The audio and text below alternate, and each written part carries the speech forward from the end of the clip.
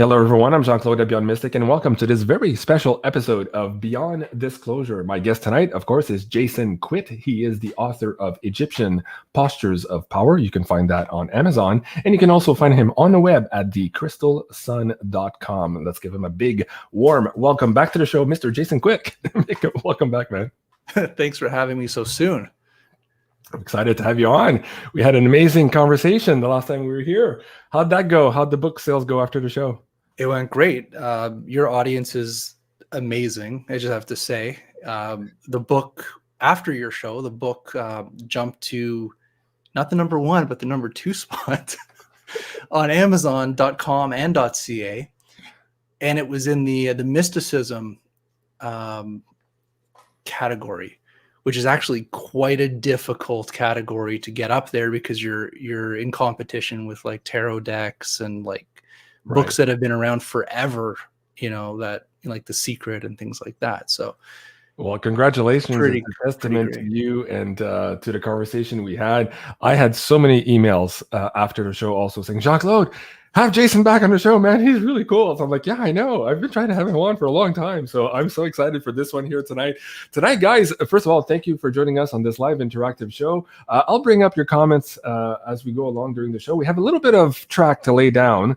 And if we have time, we might actually take some questions from the audience who later on in the second part of the show. But we really want to get into this topic. Last year, I did a bunch of these series of Beyond Disclosure. Most of them were deleted with the last channel, I think, on YouTube, but some of them still survive.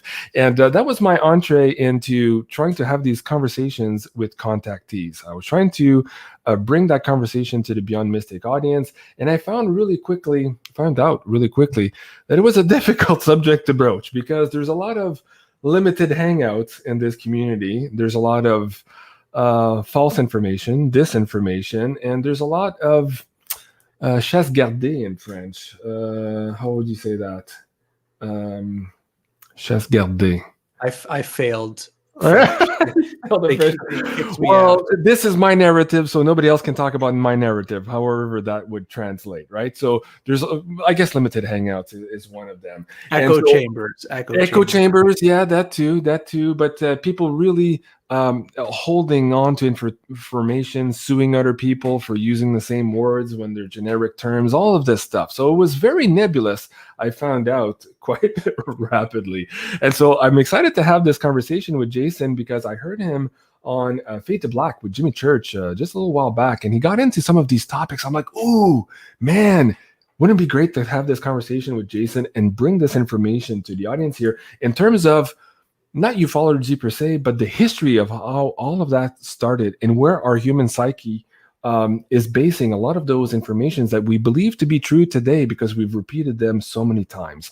We're going to have an amazing conversation here tonight. Let's start with these red flags for the audience members, Jason. For me, one of my biggest red flags, and I tell people on my show since the beginning of my show, listen to everyone and follow no one. That's the best advice I can give, right? We need to be open-minded, but at the same time, we can't be stuck listening to the same person, like as you said, it's an echo chamber. That's when you lose a big part of the narrative here, and you're prone to being manipulated with all of this disinformation. Now, one of the methods in the UFO community for exactly that purpose is the my ET is better than your ET. We're seeing a lot of infighting and a lot of people saying, well, your ET is not real, yours is downloaded, yours is a channel, yours is AI, you're like just finger pointing all over the place. I wanted to start this conversation here with you, Jason. First of all, how did you get into all of this? And explain to the audience members what the red flags are for you. Let's start.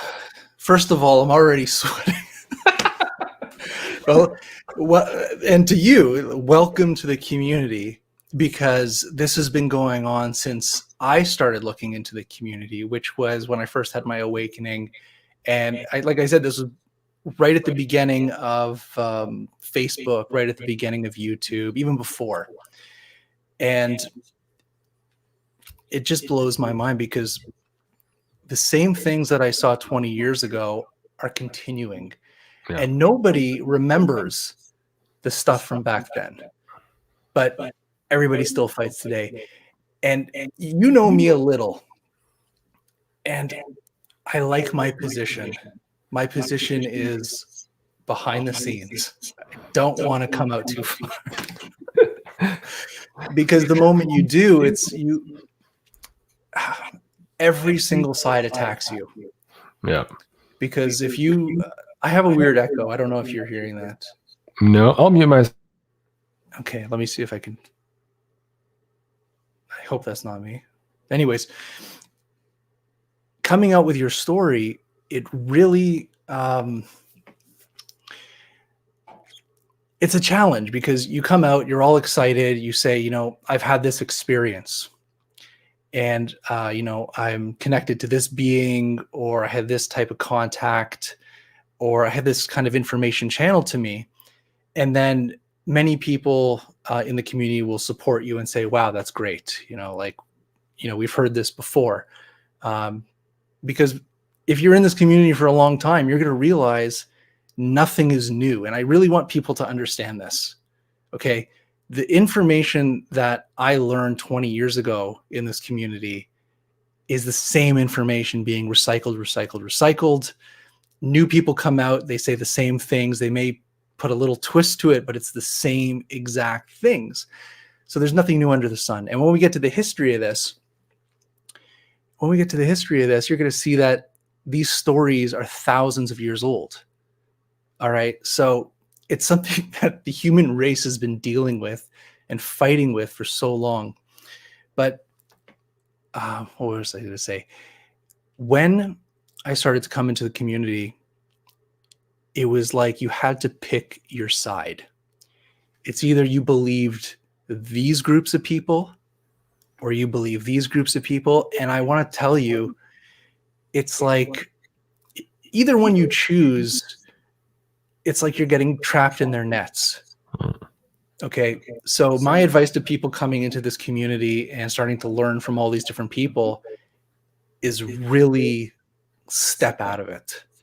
Like observe it, read the information, hear the talks, but please don't get like emotionally involved with this, even if it's like resonating with you so much, because I've looked at all these things, and for me, this is like entertainment. Like I will watch so many people, even if I don't agree with them. And what was I going to say? Basically, a lot of the things that these people say touch you very deep. Okay, so they use a lot of ancient archetypes, love bombing, love and light, you know, group consciousness, ascension, you know, all these things that you want. Okay, so this is reaching you at a very deep spiritual level. And so when you hear this and you say, well, this person is talking my language, so I'm discerning and my intuition is telling me I can trust this person. And let me just back up a little. Many people come into this truth community because they finally realize that there's so much lies out there. There's so much deception. There's so much manipulation. And they're so turned off of that reality that they try to come into the truther community and try to find people to say, okay, who has the truth? Who's giving all the answers, right? And so they come into this community thinking that these people that are speaking the truth or speaking their truth has their best interests at heart. You know, they think that people speaking the truth are not lying to them, all right, or manipulating them. And I have to say, I've been in this community a long time, and I've seen so many people come in it and leave. And there is a ton of manipulation. There's a ton of lies. And just because it's wrapped in this package of love and light, ascension, 5D, like, yeah, sure, it touches you at this really deep level, but who's feeding you this information? And then you have to understand that every single person on this earth, what is it, like 8 billion people on this planet right now? Close to 8 billion people on this planet. Each person has their own unique perspective. Okay. Each person is like a filter of their individual reality. All right. So you could have 8 billion different views about spirituality, 8 billion different views of how to get from point A to point B. You can't have one person stand up and say, my way is the only way. And if you say otherwise, then you're from the forces of evil. Get out of here. Do you know where it started for me? What you just mentioned now, as a kid, my parents would bring us to church on Sunday, and I would go kicking and screaming because I wanted to play baseball outside. I didn't want to go. But still, I would go and I'd be forced to listen and to pay attention. And I remember one of my first questions asking my mom was listening to the guy in front saying, "Hey, you must have faith. We, this particular religion, we have all the answers, and don't look anyplace else. Like you found it, right?" And I was like pulling at my mom's skirt. I'm like, "Mom, is it possible that the priest at the church across the street is saying the exact same thing, that he has all the answers and that we're fucked basically here on this particular side of the street?" And my parents kind of like looked at me and like, "Oh, yeah, maybe." So we're seeing that all over the place. And I'm just, again, it baffles the mind that even today in this community, as you say, it's still so very prevalent, and that people are still hung up by that, and listen to me, don't listen to those guys. All those guys are corrupt, or they're, we'll get into some examples here in a minute, but it's a red flag, isn't it, Jason? What else for you is a big red flag? Okay. Well, I mean, we could say we'll start off with the most simplest thing, right? Which is the old psychic. And this is a tale that goes back a long, long time, probably thousands of years, where someone will go to a psychic, because remember, psychics, channelers have been around forever. This is not a new phenomenon. All right. So people would go seek spiritual counsel from psychics. And there was always psychics that would take advantage of people, even today. And so, a psychic, you go to this psychic and you've never been to a psychic before, and they look at you and they say, "Oh my God, you have this family curse. And if we don't get rid of this, you're going to have a terrible life. That's why you have all these problems, is you have this curse on you. But thank God you found me, because I am the only person who can take this curse off of you for how many bars of gold," right? And I still see news reports of, especially people from the US, very wealthy people. There's people that have paid millions of dollars to these psychics that say, "Oh my God, you have this curse, but only I can take it at this huge fee." That's one thing. When it comes to this community or channeling, there are some very specific red flags. And when I hear them, immediately I know that the information or the source of the information is compromised. And that is, I'm the only person with this knowledge. I'm the only person that has contact with these beings or ETs or whoever else. Everyone else is a fraud but me. I hear this so often in this community. Everybody's a fredit. Everybody is a fraud except me, right? And the best thing is that when these people get caught or people start to catch on, they say, "These people are trying to discredit me because they're part of the cabal.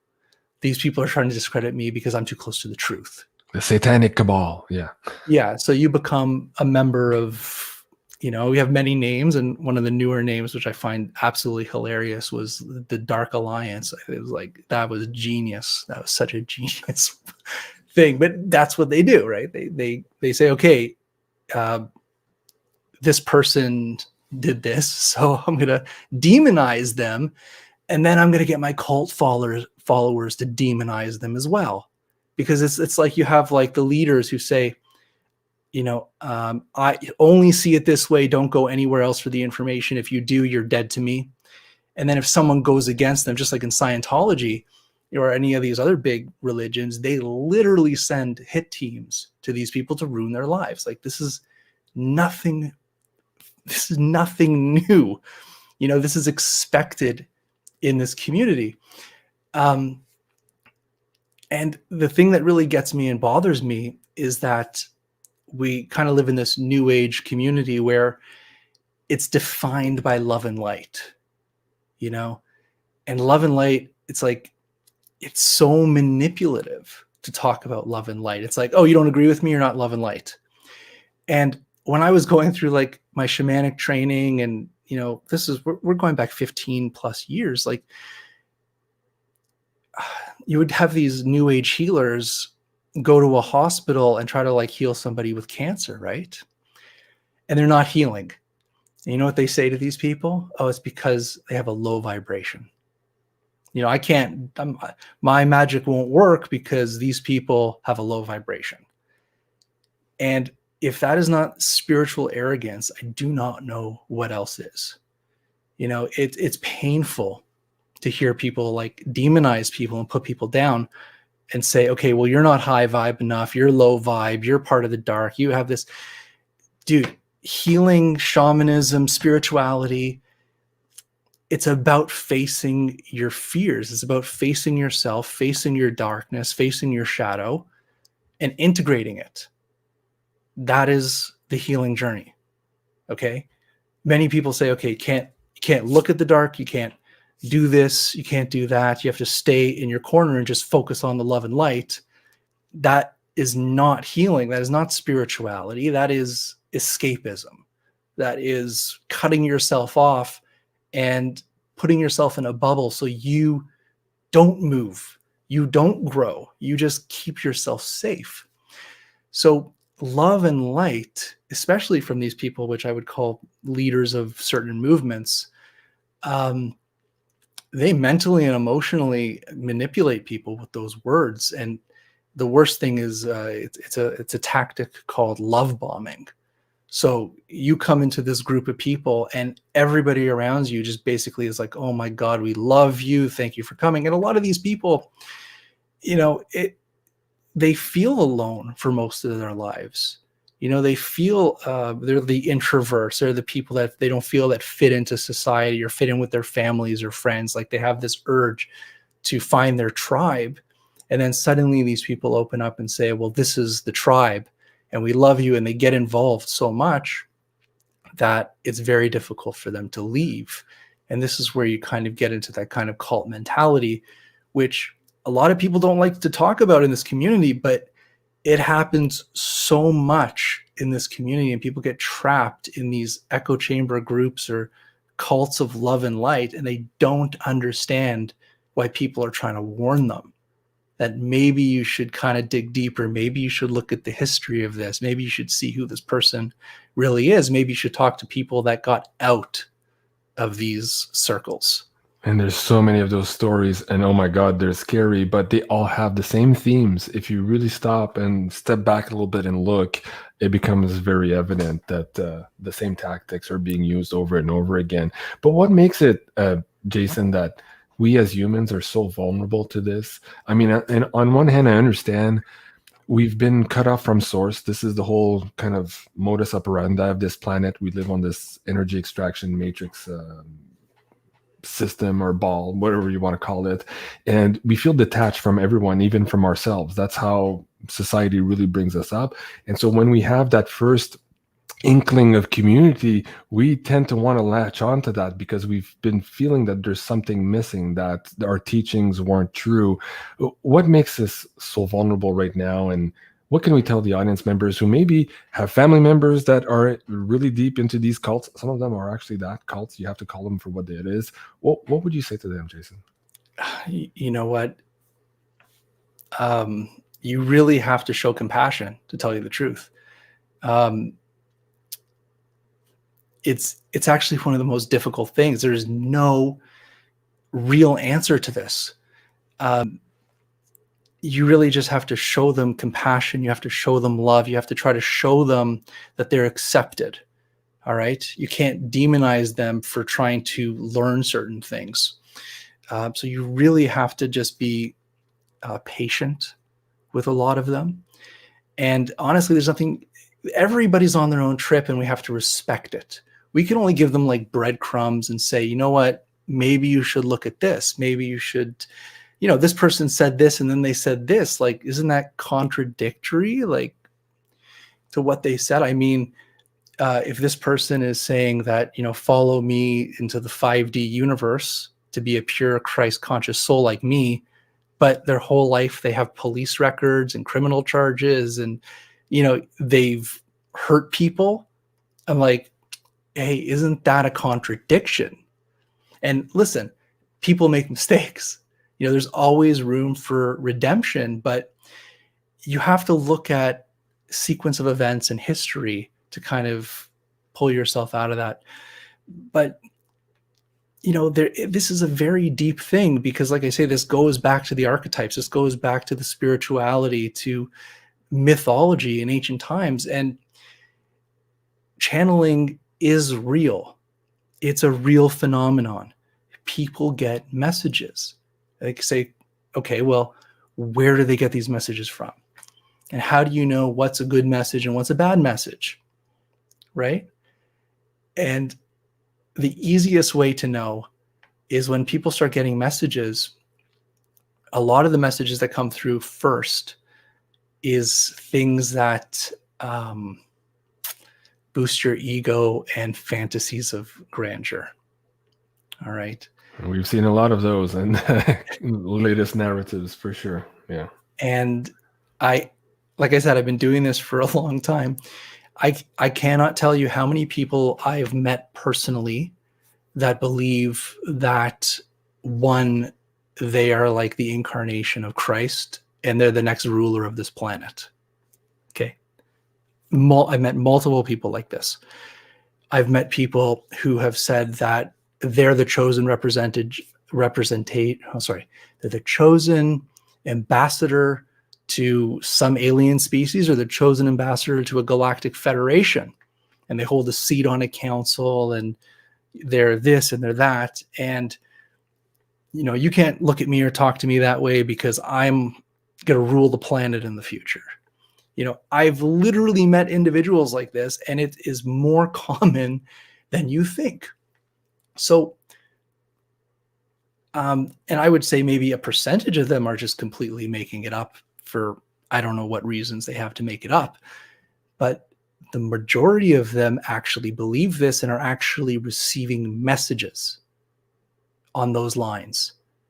So I would say that type of being that is channeling through an individual would not be your friend at all. They are manipulating you using your own ego, your fantasies, and they're holding you in a pattern. And the more that you believe them, and the more that you start to connect with them, is the stronger that they are attaching themselves to you.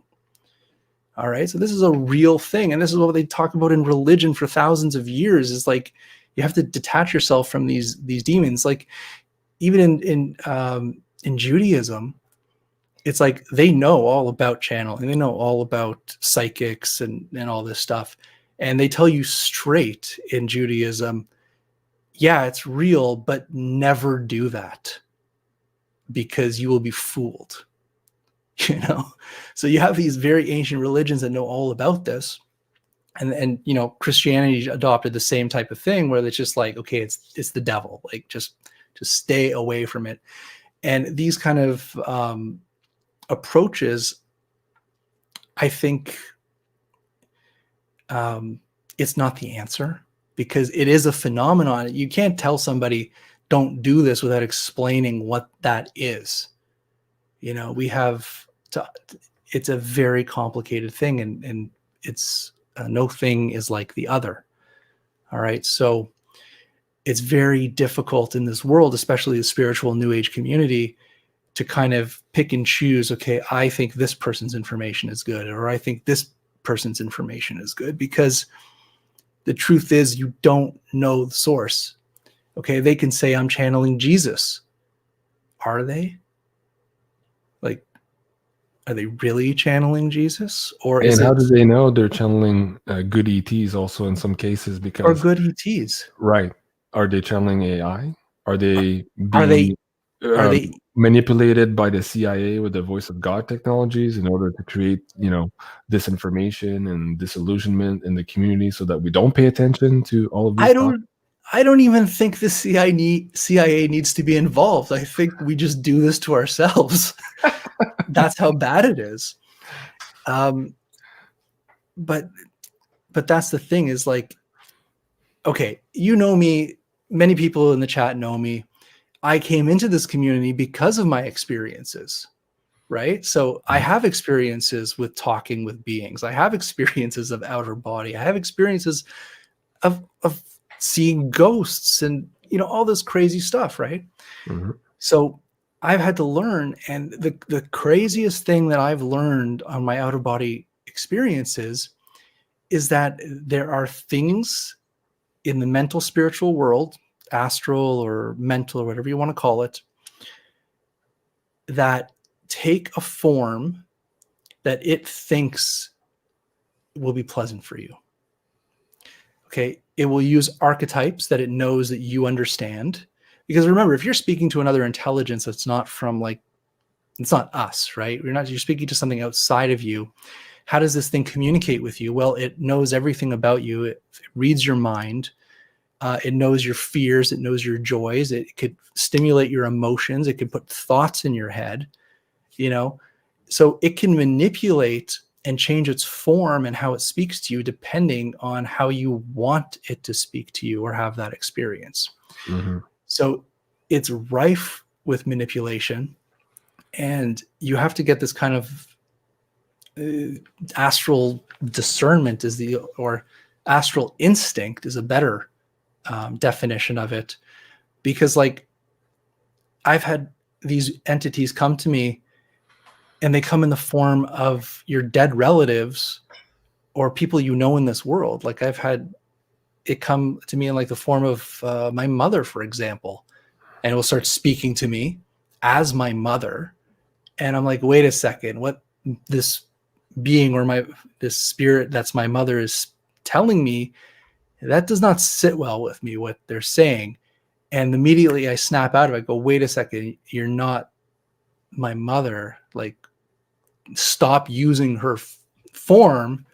Immediately it changes to something else, and you're like, oh my God, are you kidding me? Mm-hmm.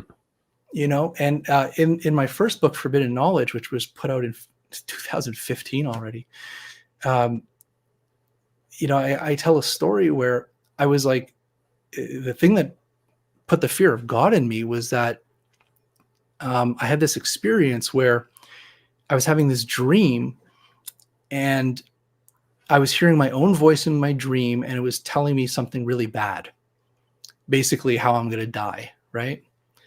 And when, and how, you know, just everything about my death. And in my dream, I'm like, okay, this is really sad. And, you know, how am I going to tell my family? How am I going to tell my friends? So I'm like literally in my dream, like crying, like this, I'm getting a download telling me all this information. And then I'm like, wait a second, what's going on? Like, what's actually happening right now? And I said, you are not my thoughts, please leave now. And I popped out of my body, and laying in bed, like literally talking to the back of my head, was this being laying in bed with me. I saw this being laying in bed to me, speaking in the back of my physical body, back of my head. And the thing that shocked me the most about this experience was the being that was laying in bed looked like an angel. All right. It was like sparkling, glowing white light. Just sparkling, glowing light. But I was so shocked in the moment. I grabbed this being, and I was just trying to like, who are you? What are you doing here? Like, I was just so angry that something would interfere and intrude in my life in such a manner. Right. So I was pissed, and I'm just like, who are you? What are you doing here? And it was trying to get away from me. And I said, you know, are you a being of light or the dark? And it literally stopped, and it said, I'm a being of the dark. I have no idea why it said that to me, but maybe that's just how I needed to hear it. And I said, you know, get away. But the shocking part of this is that, what if this had come to another person that wasn't me? Yeah. You know, would they believe they were going to die? And was that kind of like a thought implant that now the person hears it, they believe they're going to die, and now this being has control over them? Okay, that's one aspect. That's pretty damn scary. Yeah. 2, person leaves their body or has a spiritual experience and sees this being. This being looks like this sparkling white angel, if you're brought up in like school, you're going to get on, get in your hands and knees and pray to this thing. So we have like all these weird aspects driven into us, and we're lost. We're completely lost, and it drives me crazy because how do I express this information to people? How do I teach people that just because something presents itself a certain way doesn't make it so? Right. It's very difficult, and this is why this is such a hot topic, especially in this community, because the driving force of, you can call them entities, or I really believe that a lot of this, I don't even want to go there, but they know our thoughts, they know our passions, they know our desires, and they could easily place those in you, and they could also trigger you in many ways. So we all have to kind of acknowledge that these type of manipulations happen, and more frequently than you think. So we can't just take the word of every single thing, even though there's value to connecting with the spirit world. There's value channeling. There's value in spiritual growth, but part of that spiritual growth is understanding what is really out there and not trying to block it from people. Who you're talking to and what their agenda is. On one hand, we're so prone to being manipulated. Again, we're kind of this species with amnesia. We don't know where we come from, where we're going. So we're always looking at, the tea leaves, the whatever modalities, the I Ching, the tarot today, or even today, if you look at remote viewers or predictive linguistics, we're all trying to glean what our place is in this world. So it makes us prone to the unknown and to receiving this non-local information. We need to learn that discernment. So on one hand, we're prone to it. On the other hand, what's funny, I'm going to bring up a Star Trek episode here. In this particular one, God is asking for a starship, and everybody's like, "Oh yeah, we can organize that." And Kirk kind of lifts his hand and says, "Excuse me, what does God need a starship for?" Right? And so what's interesting here is that in this community as well, when you put your hand and you say, "Excuse me, wait, that doesn't make sense," there's a disconnect there between what you're saying and perhaps what the spiritual value of the context is, that other people in the community will come and shut you down. It's like that crab who holds the other crab so that it doesn't come out of the bucket type of thing.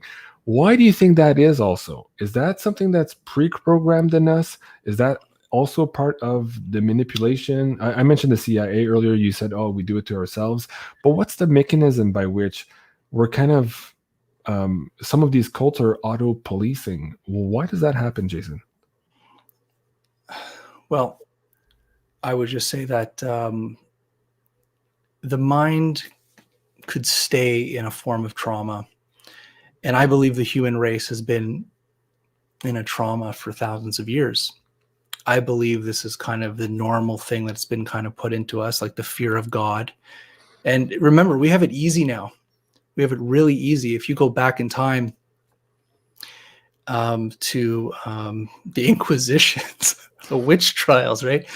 If you believed other than what somebody told you, you're dead, and they're going to torture you because of your beliefs before you die. So it's like, we think we're new people. We're not new people. We are a link in a chain of thousands, if not millions of years of evolution. Okay. The same stuff in my body is the same stuff in our ancestors' body, and that cellular DNA, that cellular memory is still with us today. All right. So, this is a really good segue to something that's really important, that it blew my mind when I learned about this. And, what one of the oldest, there's two old stories, the two of the oldest stories of mankind. And in our society, we've kind of disconnected from those stories.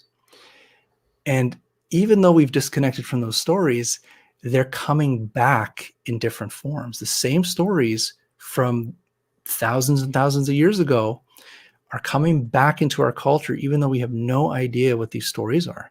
So it's like we have this kind of longing or memory of what we knew before. Mm-hmm. So one of the oldest stories, and this is crazy, all right? One of the oldest stories of humanity is the story between the hunter and the seven sisters, okay? And this story goes back in time for over 100,000 years of recorded history. And the reason they know that this story is over 100,000 years old is because cultures all around the world, from Native Americans to people to the Egyptians, to the Greeks, to the Romans, to the Aboriginals in Africa and Australia, they talk about the seven sisters and the hunter, basically. And the hunter is Orion. The seven sisters are the star systems, Pleiades, the Pleiades star cluster. And the reason they know the story is over 100,000 years old is because over 100,000 years ago, when you would look up into the night sky, you can actually count the seven stars of Pleiades. But after 100,000 years, the stars kind of moved together. So now, after 100,000 years, when you look up in the night sky, you only see 6 stars of Pleiades. So for this myth to come into the human awareness and consciousness, it had to have been around over 100,000 years ago. And then that also brings up many other questions, as in, was there a worldwide civilization? How did people from all over the world know this story? But basically the story is, how do I say this? It's a myth about the cycles of time using the stars. So you have Orion, which is the hunter, which is seen chasing the 7 maidens or the 7 sisters across the night sky. And you would actually have to watch these stars to know the cycles of time, when to harvest your crops, when to plant your seeds. It was all based on the movement of the Pleiades in the sky. In fact, Easter, Passover, the crucifixion, it lands on a very specific day on the star calendar. This year, it's April 15th. It's when Pleiades becomes the morning star. And that means that in the morning, the star of the Pleiades is on the horizon. And when the sun comes up over the horizon, it makes the stars invisible. So it's almost like this, the Pleiades goes underground into the waters, which gives fertility to the land. And this is the time of the waters of the spring of fertility. This is the start of all our celebrations. So this is the oldest story, is how to divide the sky into a calendar for our year. Okay, so that's one story, and always the hunter Orion was evil. All right, it's the evil Orions, and Pleiades was like the symbol of God. It was like the symbol of purity and heaven, and some even say Jesus was the symbol of Pleiades, right? So it's like you have these two factions, the Orions and the Pleiadians. 100,000-year-old story. Mm-hmm. Okay, then on top of it, this is also one of the oldest stories known to man, which is the belief that when you died, if you lived a true life, if you lived an honorable life, a pure life, you would ascend after death to be one with the gods. And what does that mean? Literal terms of what they believed was that when you died and you were at that level of purity, you would go and become a star in the night sky. They believed the gods themselves were stars. And this went into Egyptian religion. This went into Greek and Roman religion. And like even the story of the 7 sisters, Zeus, after the 7 sisters physically died, he ascended them to the stars to become the seven sisters of Pleiades, so that when people would look up into the night sky and pray, they would pray to certain stars in the sky as their star ancestors. All right. So they would connect to the stars to pray. And all different stars were different ancestors. All different stars were different gods. If you go to Egypt, in ancient Egypt, when you would go see Osiris after you died in the Hall of Judgment, and they would weigh your heart. Mm-hmm. If your heart was light, you would, they would say, okay, you pass into the afterlife, you go to the field of reeds, which is their version of heaven. But the other story as well was that you became a star. You had an Akh body, is what they called it. And the Akh body was the light body. It was the joining of the Ba and the Ka together. It created this light body. And this light was your godlike body. And when you acquired that, you were seen as joining the stars of heaven, the stars in the Sea of Nut, which is, the universe. So that your ancestors or the people living could look up into the stars and say, this is where our star ancestors are. And they also believed that the light of the stars, because this goes back to, I know I'm jumping all over, but this goes back to Ra and the sun, and his light touching the earth was a very spiritually significant thing. It was the sunlight impregnating the earth. That was life, like the Ankh, like you have. But what was even more spiritual was the star light. So at different times of the year, different stars' light would touch the earth, and people would create monuments to align with these stars. So the starlights would come through, and they would sit and they would channel the star ancestors. All right, I'm going way back in history. Okay, way back in history. So they'd channel the star elders, and over time, through the evolution of theology, the evolution of culture and civilizations, this information evolved into Judaism, and it evolved into Christianity. And I'm just going to get like a little kind of, you got me a little fired up here. Okay. So I'm just going to, because you can see how passionate I am, because like these things that I'm talking about are in our DNA. Mm-hmm. All right. There's nothing new under the sun. These are the same conversations we would have had thousands of years ago. It's just a different time. And we have to relate these archetypes, relate this spiritual information in a way that we can process it in a modern world. And I believe that's what's happening with a lot of these channelings. But like, for example, when it came to Christianity, they called, what was it called? The host of heaven, the heavenly host. That's in the Bible, right? The heavenly hosts. And originally, the heavenly hosts had nothing to do with angels.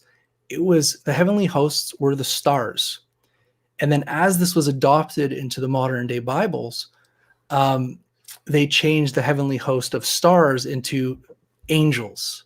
Okay, so today, when they say the heavenly hosts, they're speaking of angels, but thousands of years ago, that was stars. So it evolved. The theology evolved to fit the civilization and culture.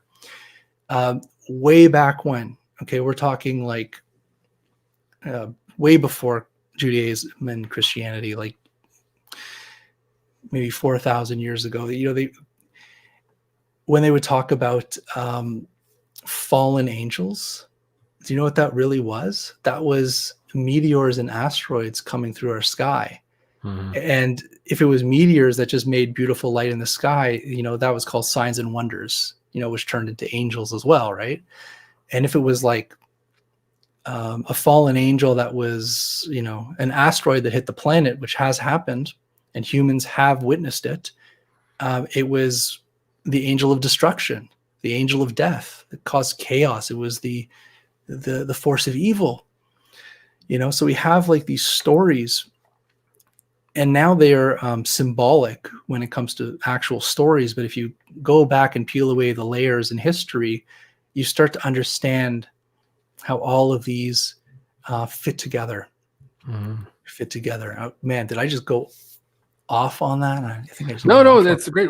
I told the Yeah. audience at the beginning we're going to lay down some track here before we get into the crux of the matter, and I love it because again, it's all of these huge archetypes, and then we step back again today, and you look at all of these stories today. They're following, for the most part, a lot of those archetypes. Again, it makes you wonder: is this a recurring theme? Is this memory DNA that we're capturing? Where is this non-local information is coming from? Who's bringing that information forward, and to what purpose? And again, these are not popular questions because a lot of people who are into these particular limited hangouts feel a sentiment d'appartenance, a feeling of belonging for the first time. And the minute you challenge that, even if it's in a very productive way, it's still seen as an affront. So keep going and get into some of the modern day here as us humans listening to the stars, also to try to glean that perhaps we're not alone here, and that there is a relationship between ourselves and entities of these other dimensions. Keep going. So that's the thing, is like when we really are looking at the modern age UFO information or New Age information, it is really an evolution of ideas. It's an evolution of theology. It's an unbroken chain for thousands of years. Mm-hmm. And what I would say is that we are disconnected. Okay. We live in a world today that is completely disconnected from spirituality. Like we've completely lost it. And we're not connected to the earth. And religion teaches us that even looking in that direction is shameful, and that we should be judged because we've looked away from them. Yeah. Which causes terrible divides in a human being. You know, this is horrible for a human to kind of say, I'm not good enough. I was born with this sin, or, you know, I'll never be perfect, so therefore I'm always going to be ashamed or feel guilt. And it crushes the human soul, that kind of thing. It just crushes us. And on top of that, we're living in a world that we're completely disconnected. Mm-hmm. We're completely isolating ourselves, especially now with COVID. We're isolating ourselves in artificial environments. Mm-hmm. And the phenomenon is still here. The phenomenon has not left in forever. The phenomenon is still here. And we, as a culture, we look towards media. Okay. We look towards TV shows. We look towards things that entertain us, because honestly, in our world, it's hard to say this, but that's kind of our education in the world. We develop behaviors looking at media. We develop behaviors growing up in a traditional family, but we always rebel, and you know, we find people we like famous people or shows or ideas, and we're drawn to that. So we have this ancient phenomenon, which is, you know, what they would call the occult or the mysticism. We have this phenomenon of spiritual forces on earth that is trying to get our attention. Mm-hmm. Because we've lost that connection. And I feel like a lot of the ways that they are trying to communicate with us in our modern day world is by using what we already know. So it could be the same archetypes as thousands of years ago, but maybe, you know, it's using an episode of X-Files, you know, to base that on. So when the phenomenon comes to us and we already kind of understand what Star Trek is, right? The way that the phenomenon will talk to us is in a way that we can understand these concepts, right? Because we're completely shut off. You think a being or the phenomenon could like come to you and just lay on this spiritual mystic information, you're not going to know anything. It's like talking to an ant. You know, can you talk to an ant and tell it what to do and the philosophy of life? You have to come down and speak to that individual from their own filters, what their pre-existing knowledge is. You can't just give them the mathematical formula for, you know, an unsolved formula. you have to come to them where they're at in their life, and they use these different forms and archetypes to speak to us. That's what I believe. And yeah, I know there's a lot of tricksters and a lot of these things, but I'm telling you, the phenomenon is real. And the reason we're kind of being pulled into these weird, really strange narratives, I hate to use the word secret space program, but like, it's like sometimes I'm listening to these narratives and I'm like, not only did I hear that story 20 years ago from somebody else, but if you read ancient history, if you read ancient philosophy, those themes and concepts are almost exactly the same from start to finish of what this person is trying to say. And because it's based on those archetypes, like you said, a person is more open to accept that as reality because they feel it, because we are made up of the archetypes. We are the archetypes. So there's that. Going back to this story of the hunter Orion chasing the seven sisters there, the Pleiades, we had that famous speech from Ronald Reagan also emphasizing that idea of maybe being invaded from outer space when he spoke at the United Nations. Let me bring it up here. Do you want to touch into that too, and basically see how that propels us into some of the movies, some of the channel boards that we had in the late 90s, early 2000 with the advent of the internet, and how this story continues to piggyback on older and older stories as we go along here. Let's start with Reagan here. Well, I thought you were going to play it, so I was waiting. But I could play it. No, it's okay. Okay, but why don't we do basically, that? Before you play it, okay. There is this thing that's very deep in human. It's just very deep in humanity itself. It's this thing of this existential threat. Mm-hmm. Okay, and that's the word. It's existential threat, where sometime in our ancient past, something has happened to the human race. And it's either an asteroid has come down and completely destroyed the planet, or something like ancient aliens, where some other beings or race land on the planet and interact with humans, but that interaction was very negative.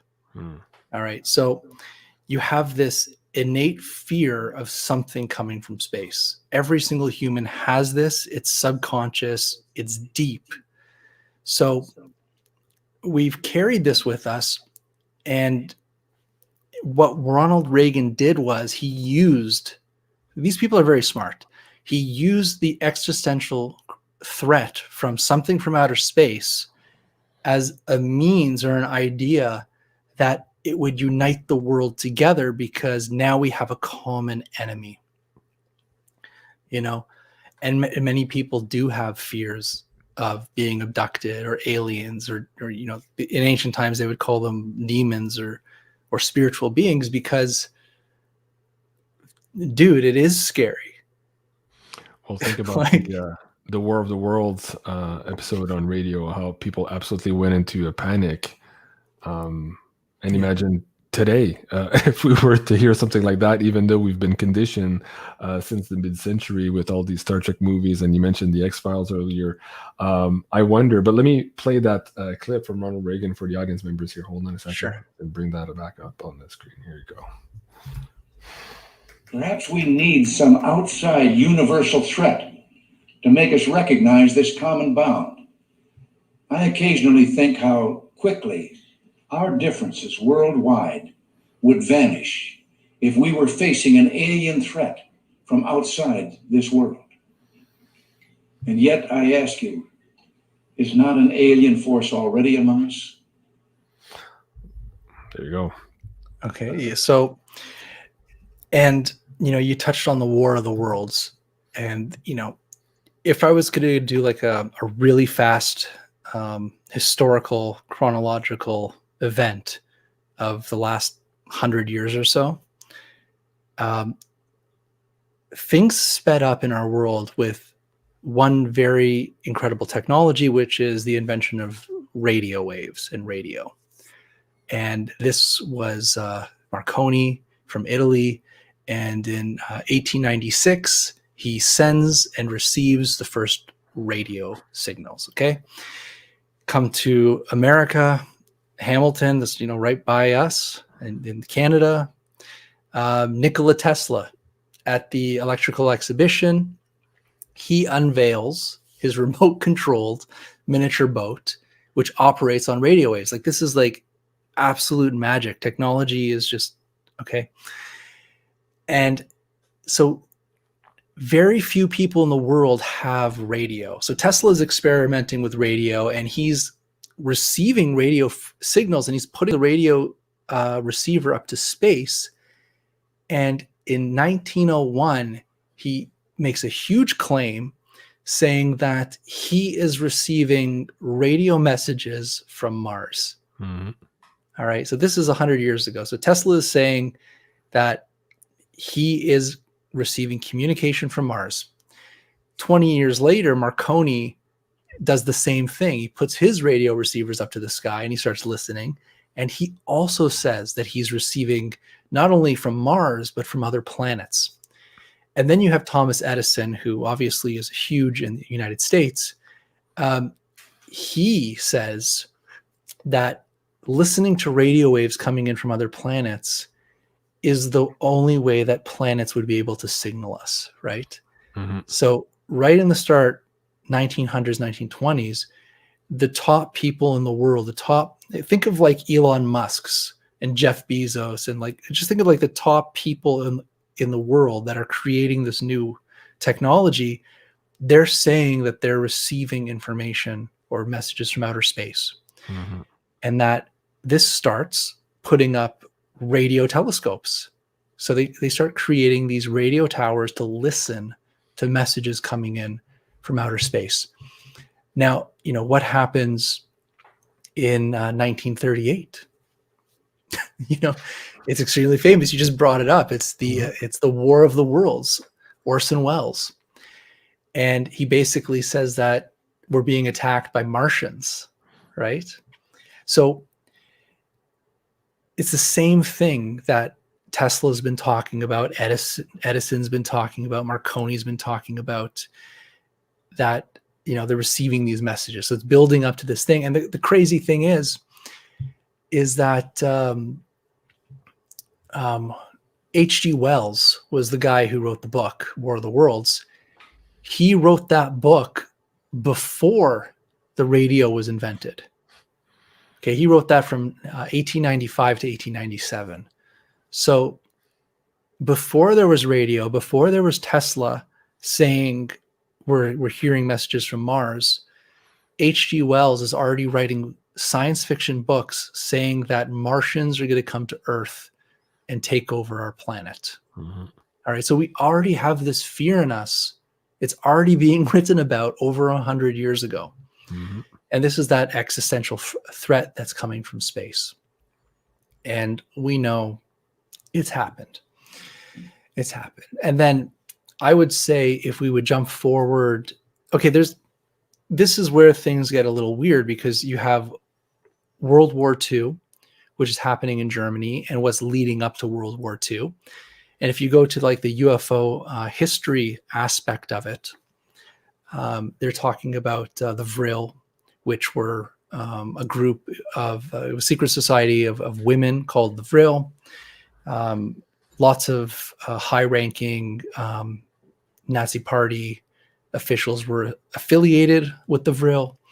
And in the UFO lore, it says that the Vril were channeling beings from Aldebaran. Yeah. Yes, I hate saying that word. It's a tongue twister for me. All right, so now you have channeling, receiving information on UFOs, which happened in the mid to late 30s. Mid to late 30s.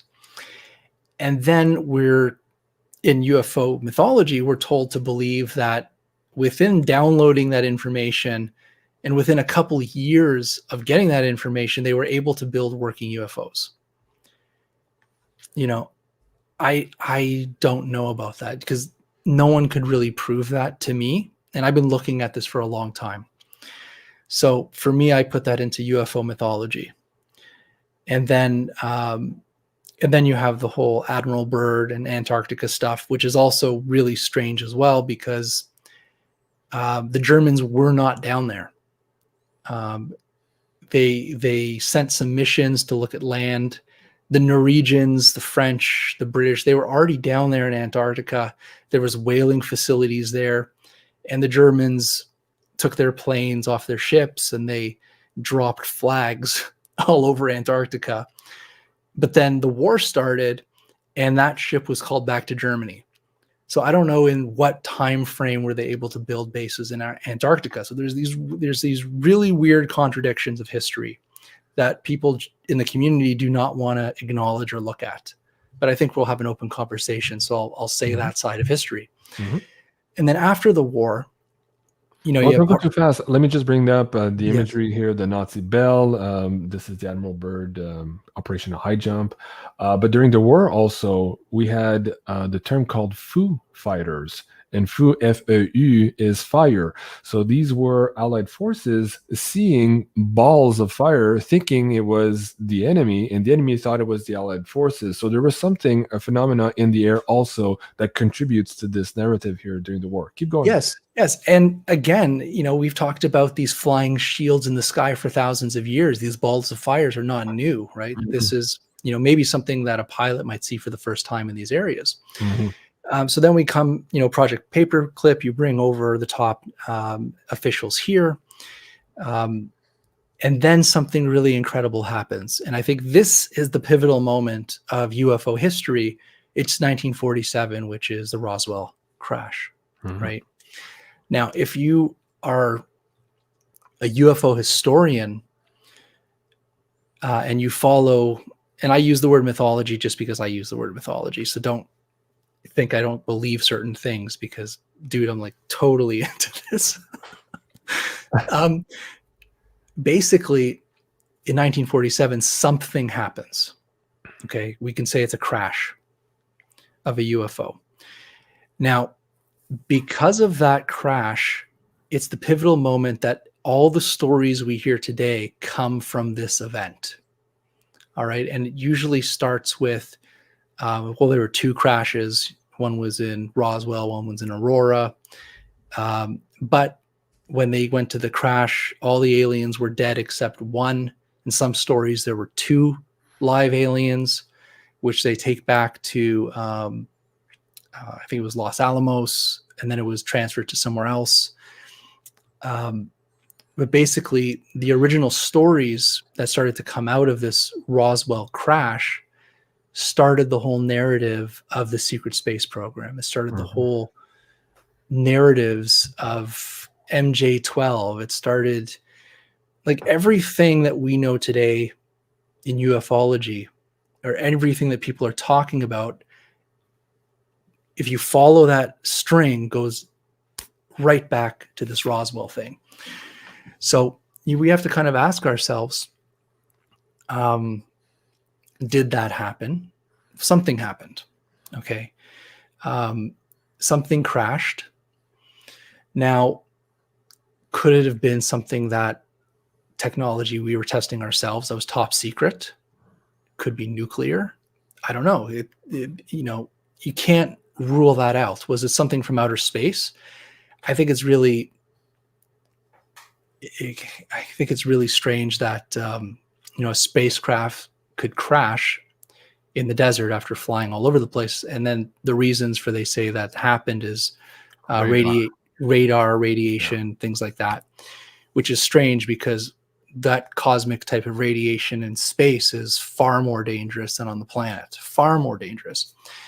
And like I said, I was personal friends with Paul Hellyer, the you know, like Canadian defense minister, deputy prime minister, who talks about this too. And he really does believe all these things. And like I said, I really believed all these things as well. But like I said, I am a researcher. So I'm just talking about every aspect so we don't just get stuck in an echo chamber and say only this happened. Okay, because these stories lead to places,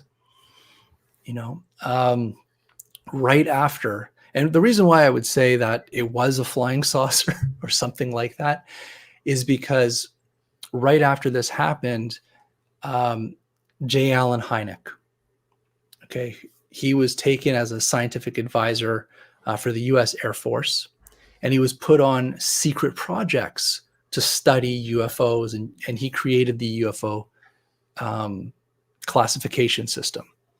All right, so close encounters of the first kind, second kind, third kind, fourth kind. This is the guy who made it famous. Project Blue Book. This is the guy.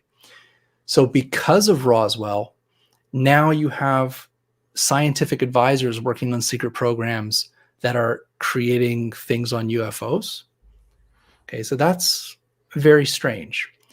And during this time, when you start to get a little later, that's when Star Trek comes out. Gene Roddenberry writes Star Trek. So, and by the way, even since the 40s and 50s, people were obsessed with flying saucers. Okay, this was part of the culture. Everybody loved flying saucers. Everybody knew about flying saucers. It wasn't a hidden thing. So this was in the culture already, but it became real during Roswell. It became real when you started to have Project Blue Book and all these things coming out. And this is also the big boom of contactees and channelers. So for the past 70 years, you've had this massive amount of channelers coming forward, talking about their contacts with aliens, talking about abductions, talking about channeled history, things like this. And it got to a level that by 1977, oh yeah, this is a good story that you just put up. But coming into 1977, we were already sending rockets into space, right? We were already at the moon already, right? And Voyager put out, I know I'm going so fast, I'm sorry. No, that's good. But I'm right with you. Keep going. Good. But Voyager sent out a record into outer space, which is like a greeting card for other worlds, for other beings to come and find us. It told them who we were and where to find us. So even in 1977, we're actively exploring space. We're actively getting channeled information. We're actively getting contact experience. We have government programs looking into UFO situations. You have TV shows, media, all about outer space and meeting aliens back in the 70s. Now, one of my favorite things was Close Encounters of the Third Kind. So, like, I was not born then. I was born in 1982, right? So I didn't see this. I saw this later on in life. And even seeing it later on in life, I was like, man, this movie was so good. And, this really connected to so many people. This really, I would say, opened up this UFO as this sci-fi venue, because after this, so many movies tried to copy this. So many movies, so many TV shows came out. And, you played Ronald Reagan's speech, which is in the 80s. Now, I want to say something else, because this is really interesting. There is some shows that were on TV at the time. X-Files were in the 90s, but even before that, V 1983, 1983, V. Yeah. And if you know the plot line of V, it's the aliens come to Earth. They look human, but they're really reptilians. You can peel their face away. They're reptilians. And they're trying to kind of get the world's human population under their control by promising them a better future, basically. But really, they just want to eat them and control them. So this is 1983. This information is already out there in the world. And there's many I would say, cults that literally took the script of V and ran with it. And, you know, I don't like talking about those cults because they're pretty damn ugly, but it's part of the UFO history. Oh, so where was I here? So 80s, 90s. Now okay, in the so yeah, movies. so then if you go to 1987, there's a famous ufologist who worked on Roswell, connected to Stanton Friedman and Bill Moore, and he kind of gets duped. Okay, so the intelligence community targets Bill Moore, they target Stanton Friedman, and they deliver him like a classified document, or a supposed classified document, which is called the Majestic 12 documents. And this is very famous, the Majestic 12. And this is where you get the stories of like the hidden cabal. Okay, you have a group of members, the Majestic 12. You have a group of people that are the deep state, you know, they're outside of the government, the shadow people, the shadow state, who's calling all the shots, and they hide the UFO phenomenon and technology and all this other information from the public. That's what basically Majestic 12 is. It's a group of people. And it came out later that those documents were fake. And somebody named Richard Doty, which is someone, if you're in the UFO community, you know who that is very well, who is a counterintelligence officer who supposedly is the person who delivered those documents to Bill Moore. And if you don't know the Richard Doty story, this is another fascinating thing of UFO culture, because back then in the 80s, there was a gentleman by the name of Paul Benowitz, and he lived near an Air Force secret base, and he was documenting UFOs in the sky, right? And he was the Rendlesham incident. No. This is in the U.S. Oh, okay. And basically, this guy's taking photographs. The guy's, you know, he's documenting these UFOs in the sky near this base, and he's calling the he's calling the Air Force. He's saying, "Look at what I'm gathering here," and they send him Richard Doty, who's a counterintelligence agent. Okay, so this gentleman comes into the scene, and his mission is to tell Paul Benowitz. This is in the 80s, by the way, to tell Paul Benowitz that what he's seeing in the sky is UFOs and aliens. Okay, so the government is sending a counterintelligence to try to convince the public that what they're seeing is aliens. You know, and honestly, I don't think you can convince Paul Benowitz that it wasn't aliens, even if you had said. But later, it came out that they were hiding experimental drone aircraft. So this guy was taking pictures of military secret drones, and the counterintelligence officers are coming to him and saying, "Yeah, man, we don't know what that is. That's totally aliens. Like, damn, right. You're confusing us," you know? So you have this infiltration into, you have this kind of infiltration into the community, the UFO community, of counterintelligence agents whose sole duty is to convince you that what you're seeing is UFOs and aliens. Okay, so you have this kind of poisoned thread inside the community. And Bill Moore, because of Majestic 12, basically his career was ruined, absolutely ruined, because he came out at a UFO conference, actually, and he's like, he apologizes. He's like, "I'm very sorry. I got duped. They were counterintelligence. The documents are faked, and I apologize." The problem is nothing leaves UFO mythology. Yeah. So people today still completely believe that the documents are legit. that Richard Doty had nothing to do with it, that it's like a counter intelligence type of thing, you know? Right. And it's like, you have to kind of ask yourself this question, and you have to be true to yourself.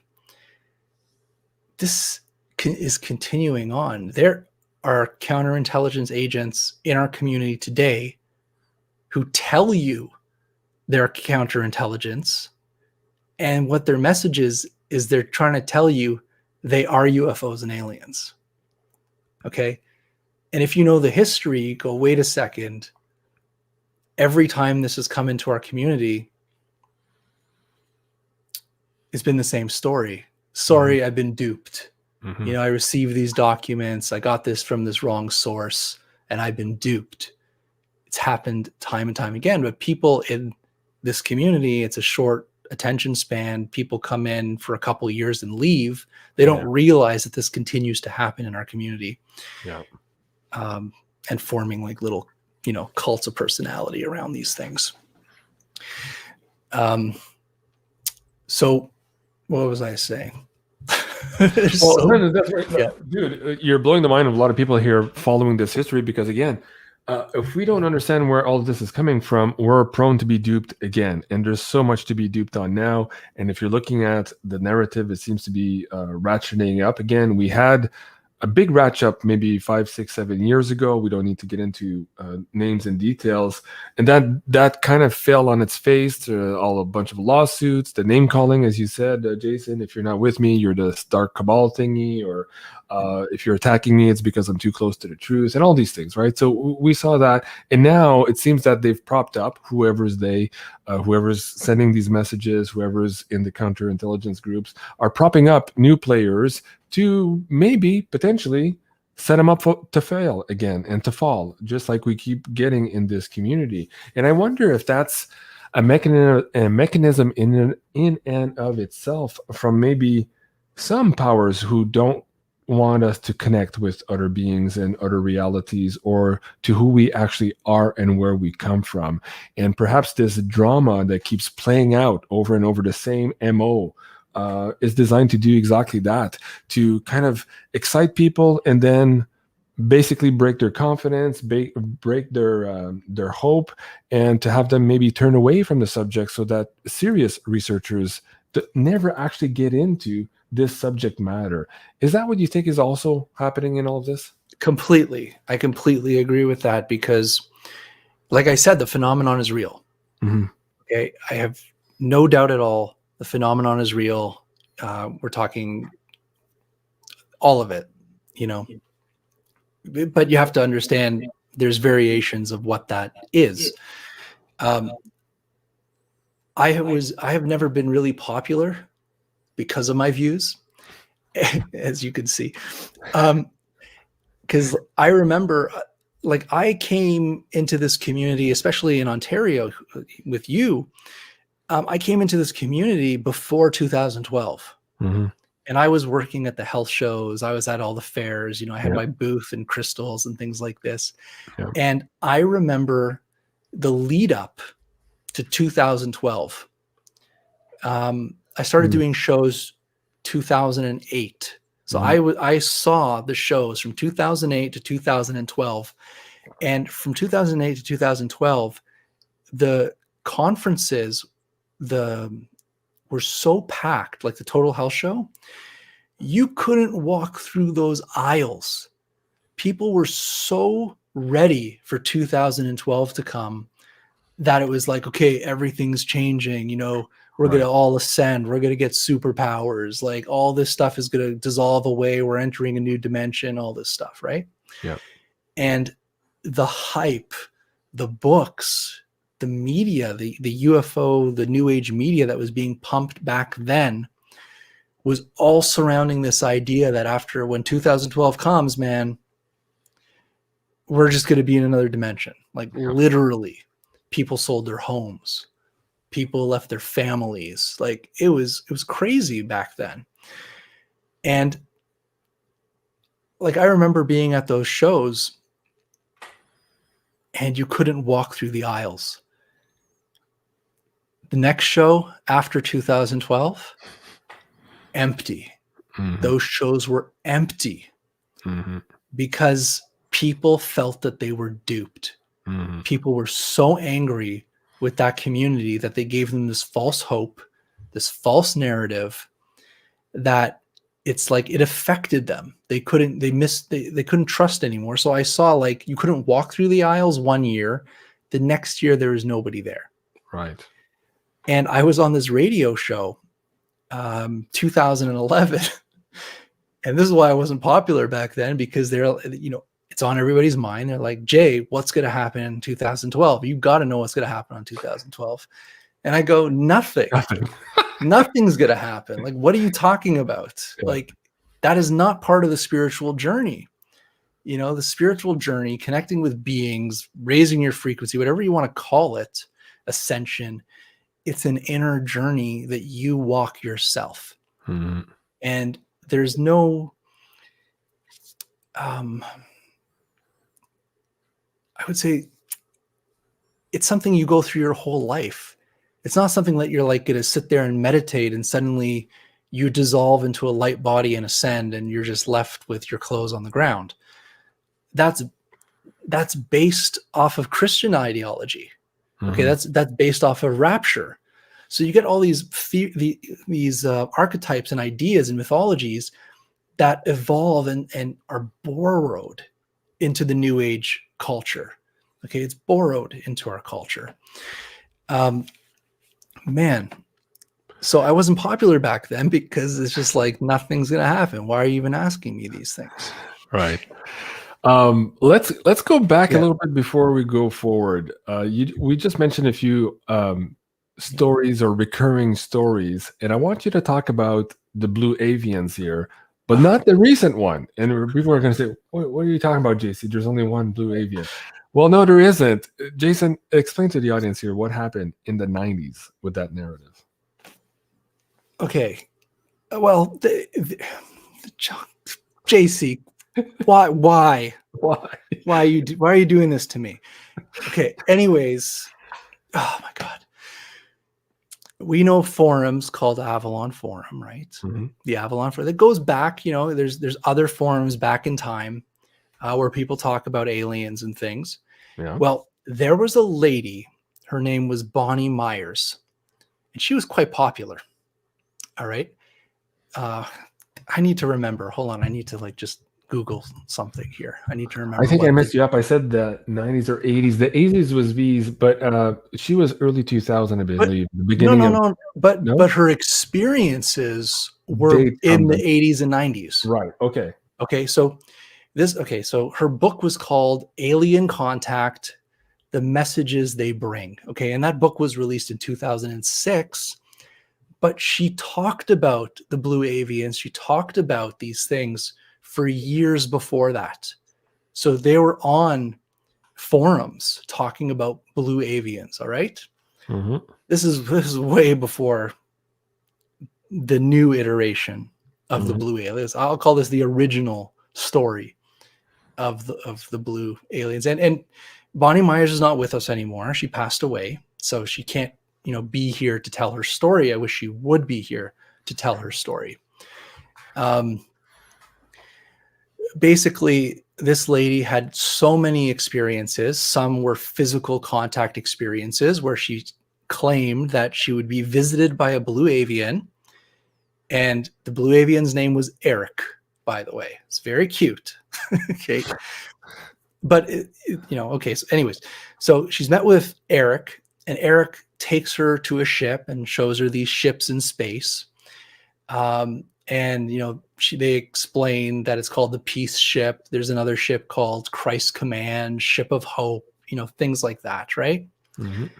And then she starts channeling these beings. And it wasn't just the blue avians she was channeling. She was channeling the blue avians. She was channeling this other being called Leah, who was, she described Leah as someone who looks exactly like a female Vulcan, okay, with the pointy ears and everything. And there was another one, I think the name was Moan or something.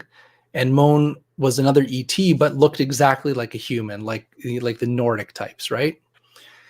So basically, what the story was that these ships were in space, and people still talk about the peace ship. It's actually evolved into other narratives now, but back then they're saying like one of the captains, one of the commanders of these ships was literally Jesus.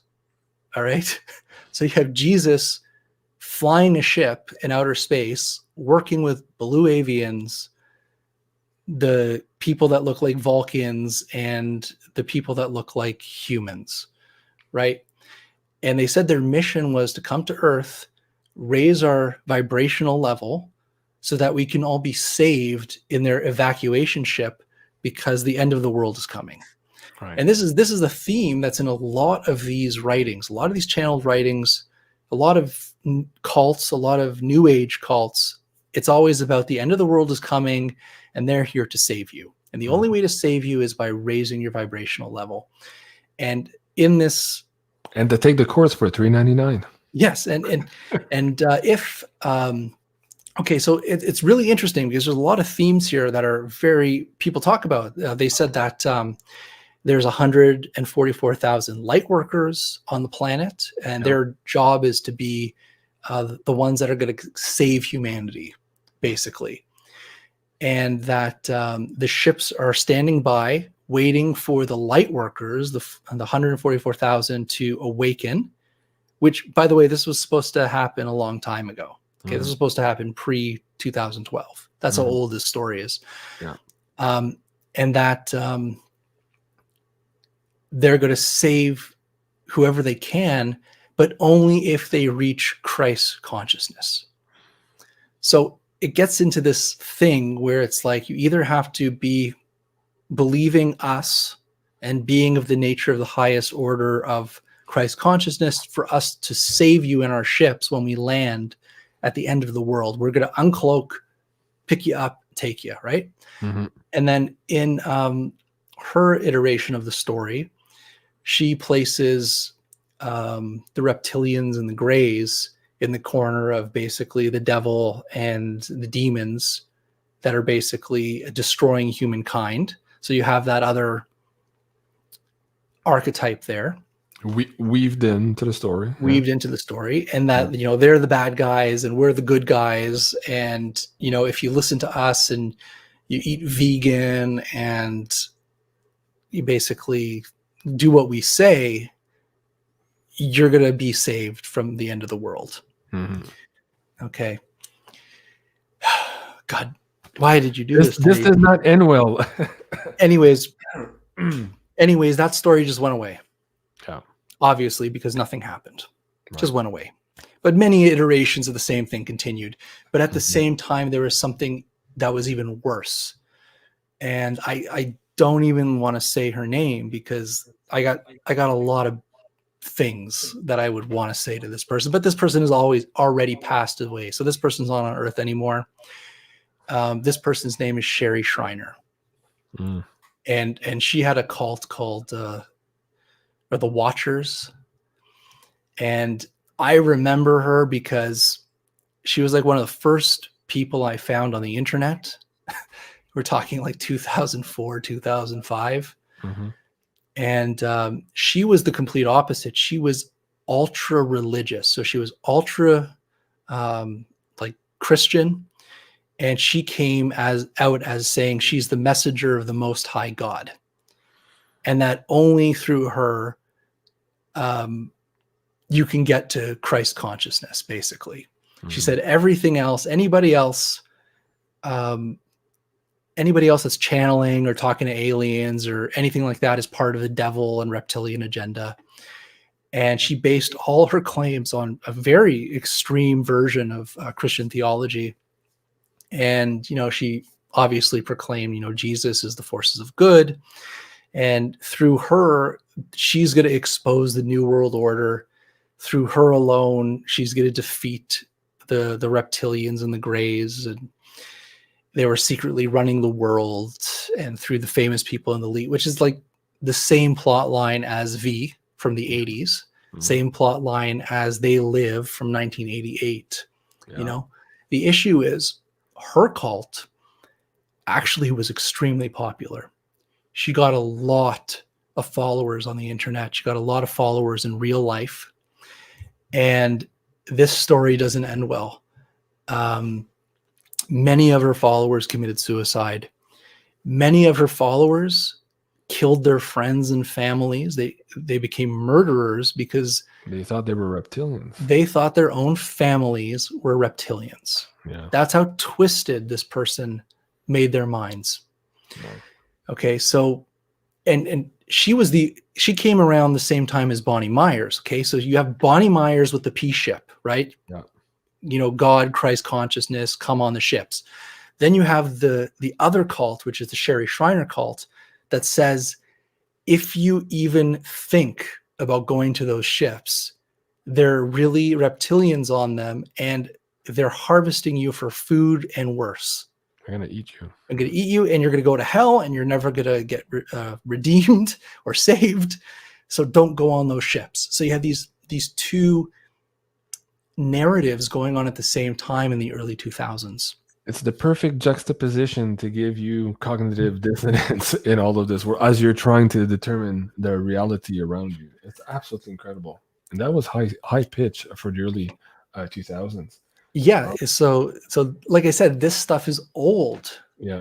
We've been through this over and over and over again, but it will continue to happen. Yeah. It'll continue to happen. Okay, so we had those two stories, and in the same time here, let's go back to what year was this? Also, Gary McKinnon, famous hacker who got into NASA. Explain the story for a lot of the audience members, because for a lot of people, they believe that this is the beginning of the terminology of Solar Warden, but I believe you have a different spin on that. Explain that to the audience. I hope everybody knows Gary McKinnon, because this is also a pivotal point in UFO history. Pivotal point. And I got to find the exact date, because this was around, I think, September. This was around 2001, 2002. Mm-hmm. I got to find him, because I got to be accurate on these things. Yeah, it was 2001, 2002. He wanted to in X-Files. Well, you know, what's the story of X-Files? The story of X-Files is the same thing as Majestic 12. Okay. That there's a cabal, a shadow group government that is keeping the UFO secret from the population, right? So this is in the 90s. So a lot of this stuff is on the internet through Project Avalon. Like, there's a lot of things, or other forms actually back then. But so people back then in the conspiracy world really believed these things. And obviously, because the government is lying to us. Literally, they're lying to us. Yeah. So we do have reason to mistrust and think that they're hiding these things. And I believe they are hiding these things. But Gary, he wanted to know that they're hiding these things. And he was a hacker. He put this code in early software about passwords, and he knew that people don't change their passwords, right? Yeah. So he, through his dial-up modem, okay, this is 2001 and 2002, through his dial-up modem, he hacked NASA, and he hacked 97 military computers in the US. This guy from United Kingdom is hacking US, right, to confirm if they're hiding something. And he does find something. He says he found something. I mean, he didn't take any screenshots, but I would take his word 100%. There is no reason why this person will lie. And he, he found a list, a spreadsheet for non-terrestrial officers and cargo shipments between them. So that's kind of like the beginning of, if that would confirm a secret space program, that there is ships that are non-terrestrial officers, meaning they're not on Earth, and they're making transfers from ship to ship. So that's what he found. And then he said he found another photo of, I think it was like a satellite image from space, where there was a cylindrical UFO in the sky. And that I think what he was saying is that there was an image that was released, but the cylinder was kind of photoshopped out of it to be released to the public. But he said because he was on the dial-up modem, the picture was coming in very slowly on his monitor. So he saw it, but he couldn't capture it. And somebody at NASA at the computer saw that the computer was being hacked, and that's how they caught him. So he didn't have any time to save any files. But like, again, the US government went after this guy hard. Big time. Because he wasn't fooling around. He did hack these computers. It is the Crown of England had to stop extradition of him to the US to be prosecuted because he would be like another Julian Assange. You know, it was awful. So I take his word 100% on that. Let me ask you, just for the fun of it, the government did go very hard on him for sure. And some would say, well, that was to make an example so that nobody ever in the history of NASA would dare again hack the US government. There's that. Is it possible also that Gary actually got more things than what you just talked about and he never revealed that? And to this day, he's holding that information. And that's why perhaps they really wanted to get to him. Is there more to this story that we don't know about? I'm sure there is. He's a very cunning individual. He's intelligent in that regard. I believe, hearing his story. So maybe that's also the reason why they never got him over here and prosecuted him, because he could probably do. And like I said this on Jimmy Church, I'm like, if I was an intelligence agency, the first thing I would do is I wouldn't prosecute this guy. I would hire him.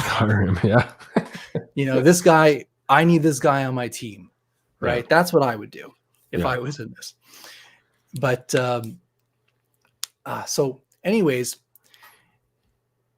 in the lore and the mythology of ufology, Gary McKinnon plays a very strong role in the secret space program narrative, because everybody that talks about secret space program, they always go back to Gary McKinnon and they say he proved he proved that the secret space program was real. And then they say he also confirmed the program Solar Warden. Okay. Now, this is very strange, because if you speak to Gary today, he did an incredible interview with Richard Dolan a couple of years ago.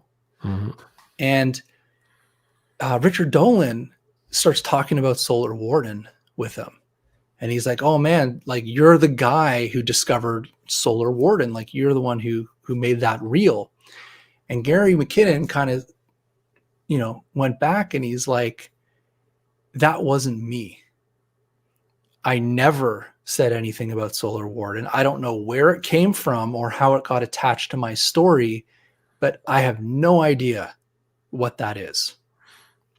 All right. And if you actually go back, you can't find any mentions of him saying the word Solar Warden. And I tried looking. The only thing I could find was like an article online. I think it was from like 2012, where it was like a British tabloid that said Solar Warden with his name on it, right? But that was in 2012. This is way before 2012. So being me, and my passion is UFO lore. Yeah, there it is right there. I went on the search to try to find where the first mention of Solar Warden came from. And I actually found it. And we didn't even talk about Planet Serpo, but it doesn't matter. There's so much to talk about. So, like I said, there's like, I could do shows forever on this because there's just so much. All right, so let me just see here where this is. Okay, so in 2006, there was another misinformation program in the UFO community, and that misinformation thing was called Project Serpo. Okay, that was huge back then. And it was like the biggest story in ufology, and it was complete misinformation. So that happened back then. And then this was all on online forums, and it was all by anonymous sources. Okay, so you have to understand, a lot of the information that we have based things off of literally came from anonymous sources on internet forums back in like the early 2000s. Okay, and we've progressed those things.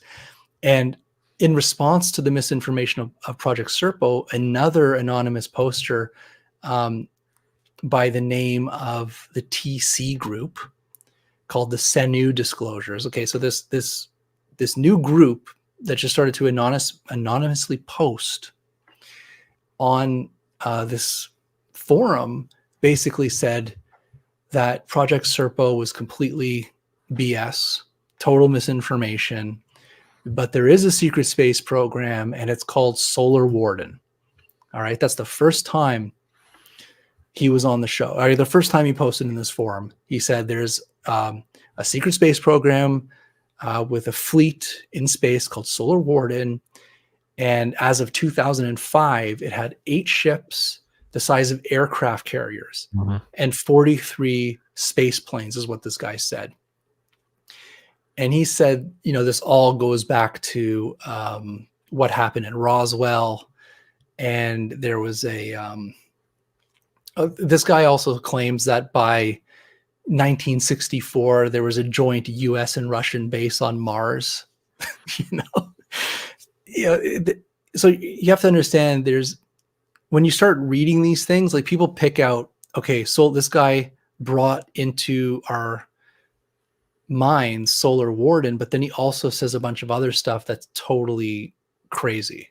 But basically he bases it off of the Roswell story, that the alien that survived, the government held hostage, and the aliens wanted the other alien back from the government. So this is the story. And the government said, no, we're keeping the crash UFOs. No, we're keeping the alien, and we're not going to give it back to you. So basically what happened was, in 1952, you had the UFOs over the White House. And, you know, in the story, it's saying that, okay, they're intimidating the president at the time, and that they want to give the alien back. So they come together and they write an agreement, which is basically, which is like what is it? We will get technology from them, and in return, we're going to give them humans. Okay. So this narrative, that it's a narrative you hear time and time again in the secret space program groups, but this actually came from this anonymous poster called the TC group in 2005. And he says, yes, you know, President Eisenhower signed the agreement with aliens. And by the way, this was already lore back then. It's like nothing really new. But basically, they signed this agreement, and that's the Eisenhower agreement. And that's where we are today. Wow. But you have to, and this is the whole thing, is that so much of our community is based off of sources that have never come forward, that were on online forums specifically for people in conspiracy world going back and forth about aliens. So it's like, how much weight do you give this? And nobody really gave it weight. That's the thing. Nobody gave it weight until Project Camelot came along. Okay. Nobody gave it weight. And so then you started to get these insider whistleblowers who would come onto Carrie's show with Bill Ryan. Obviously, he was the guy for Project Avalon. And these vetted whistleblowers would then talk about these things almost word for word from what was on the forums. And then they would say, oh yes, I confirm it. I know that to be true. It's totally true. because this guy over here says it's true. I say it's true. It's true, you know? And then suddenly these stories that nobody gave attention to because they knew it was kind of weird at the time, suddenly had this huge push in the UFO community. Mm-hmm. And so here's an example of one of them saying and, it was true, the ET story and the whole. Yes. Yeah. And I don't even want to get into this guy because why? Don't do this to me, man. I can't. But this guy turned out to be a mall cop. Literally. Mm-hmm. All right. Turned out to be a mall cop, this guy. Mm-hmm. And the other guy, what was his name? The guy that came forward with Project Looking Glass. Bill Broadbreaker. I'm trying to remember his name. Anyways, the guy who came forward with the Project Looking Glass information, which is now, famous again. Mm-hmm. Literally, the guy went to jail for something I don't want to say. Mm-hmm. And he pled guilty to it. And when he got out of prison, he fled the country. And he's on the FBI most wanted list. Mm-hmm. Okay. This guy is not a reliable source of anything. Okay. He was totally in it for the wrong reasons. Mm-hmm. All right. So we have this building narrative, this archetypal story throughout humanity, our innate fear of being invaded from space, our desire to belong to something bigger than we are, to connect with something because we're all disconnected. We are this species with amnesia. No wonder we have this setup for all of this weird and wacky woo in the world of our conspiracy theories and UFOs. And yet we get into that, and like the poster, I keep bringing up this poster because as a kid, I have to, when I saw this poster, I'm like, me too. I want to believe. As a kid, I always looked up at the stars, and knew that something wasn't right, that I was maybe not from here, that we were not alone. Yet everybody was telling me that this was hogwash. So when this movie came in, I think you mentioned it earlier before, but it really galvanized for a lot of us that feeling that, okay, yes, we're being lied to. There's something more. But at the end of the day, this is a big story. And go ahead. I just want people to know, because I am reading the live chat too. I totally believe in the secret space program. Yeah. Just not the fantasy ones that are talked about. Right. Okay. I mean, there's a lot of misinformation in there. So you really have to learn how to separate these things. Mm-hmm. Is there a phenomenon that we would call lights in the sky, UFOs, unidentified flying objects? Undoubtedly. I could find stories going back 4,000 years of UFOs. Yeah. The phenomenon has been with us forever. This is like, the only thing I'm trying to say is that because of the government, because of all the misinformation that has been put into our community, we're already swimming in mud. Mm-hmm. And some people, they want to believe, just like that poster, they want to believe just because it fits the belief system that makes the world make sense to them. Mm-hmm. And I would never in a million years say what you're learning is wrong. Okay. I would never say you're stupid. I would never say I say it's an education. How do you think I know about this stuff? Mm-hmm. I had to go and look at this. I believed most of this for so many years, mm-hmm. until, you pull one string and suddenly another story comes out of this. It all unravels, or it goes back to the original sources, which are either unverified or proven to be false, where the actual perpetrators came back and said, hey, I'm sorry, I got duped. This was false. And yet everybody seems to, forget those facts as we're repeating those today in these narratives. And just to even say, because I know this is another side of the coin, man, we can go on for hours and hours, but there were people that literally wrote the books on Galactic Federation. pre-2012.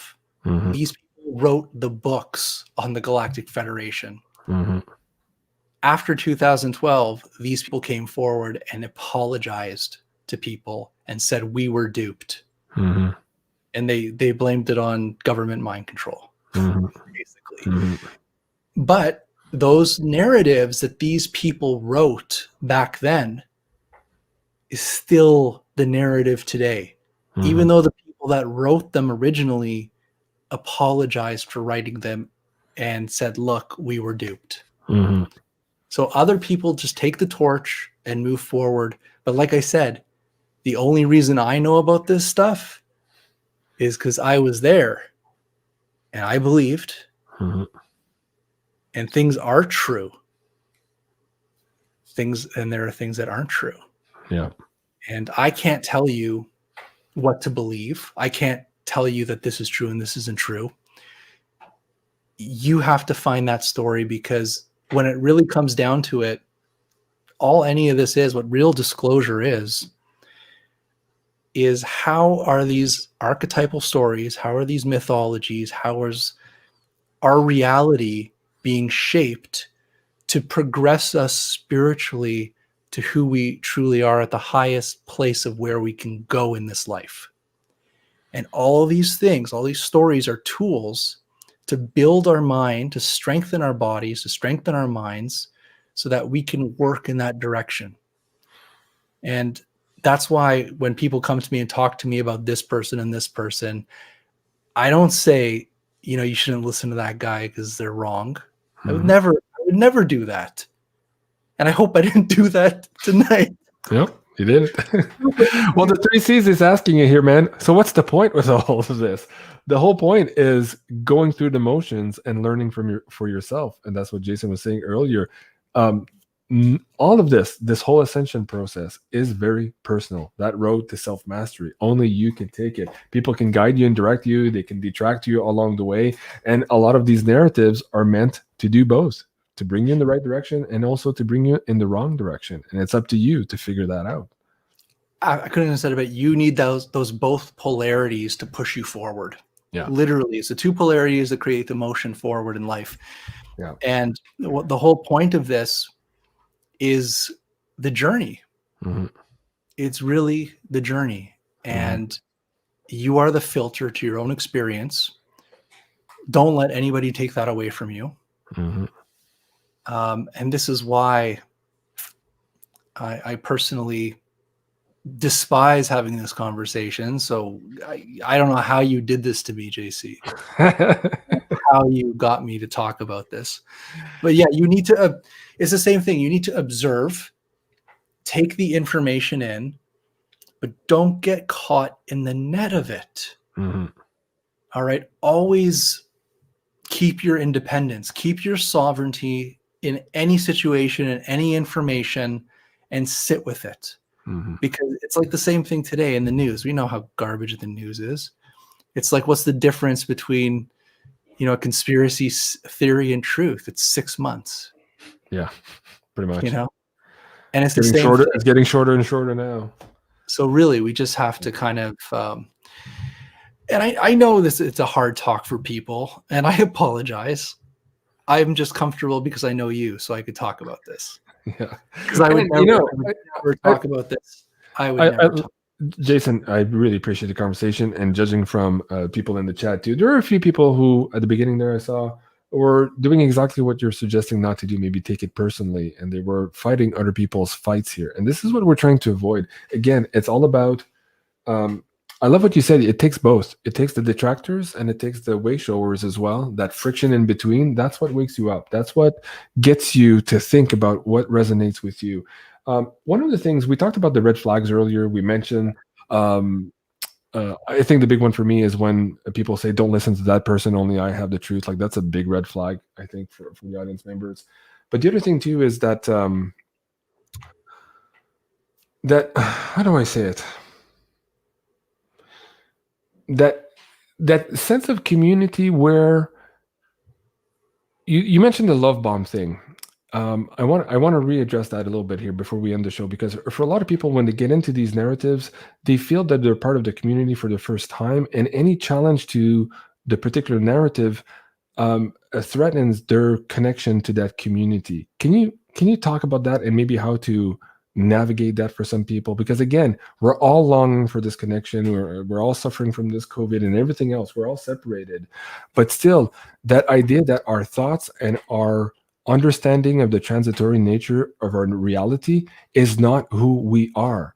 And so to detach yourself from maybe challenges to your thinking and your evolution of your thinking is really the way to, I guess, move forward here without getting into those traps. There's a lot of traps. Jason, how would you explain that?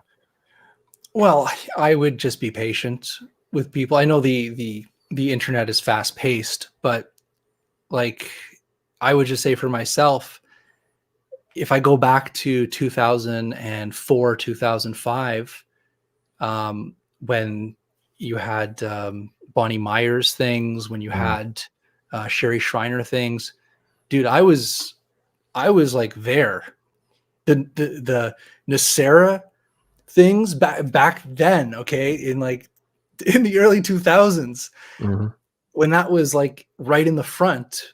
I was there, and it took me a couple of years to kind of learn to step out of that. And it was very, very conflicting too, because it's like I was fear. I just had this awakening. I didn't know what was going on. I was searching for others who had the same type of experiences as me, and suddenly I found these things that were both polar opposites, and they were fighting with each other. But I had to kind of know both of them. And ultimately, going through that, it took a couple of years going through that. You get perspective, you get growth.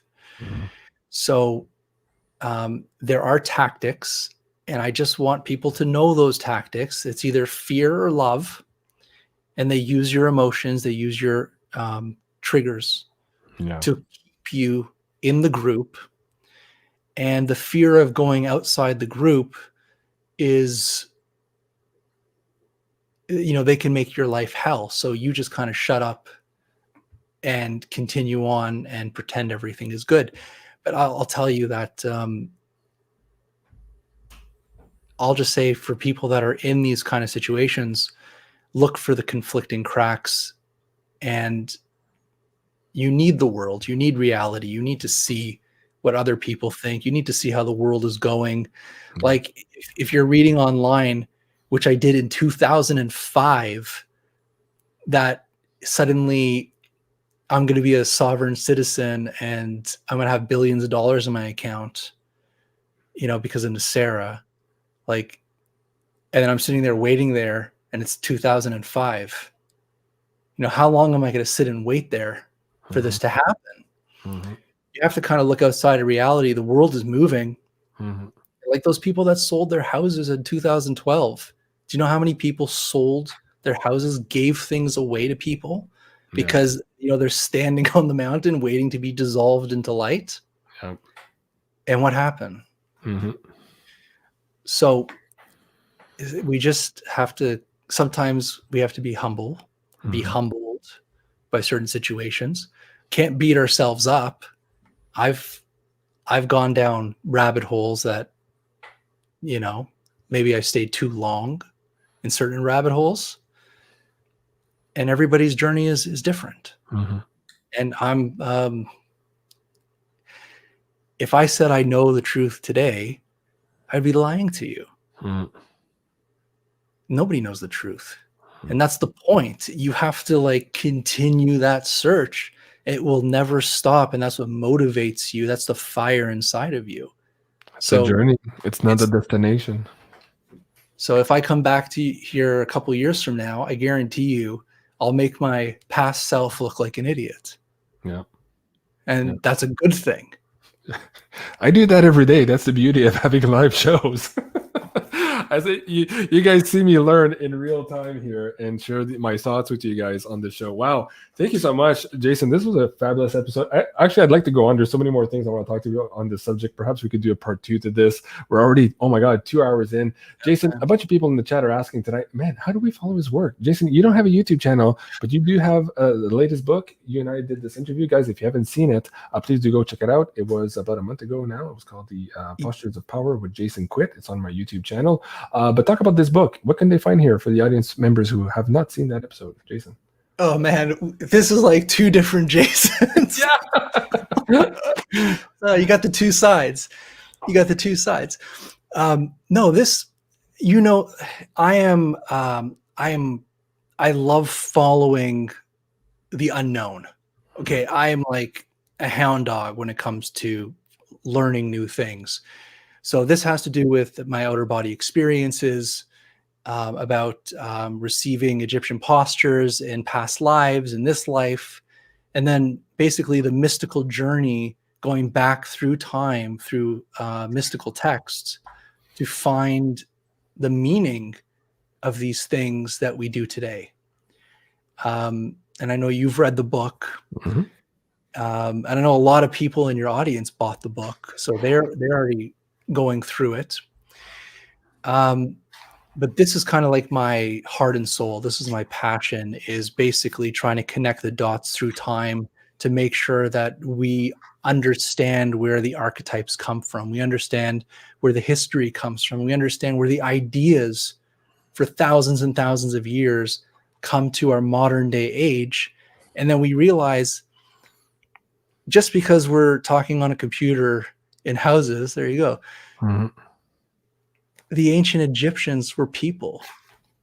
The people before them were just people. Go 100,000 years in the past, they're people.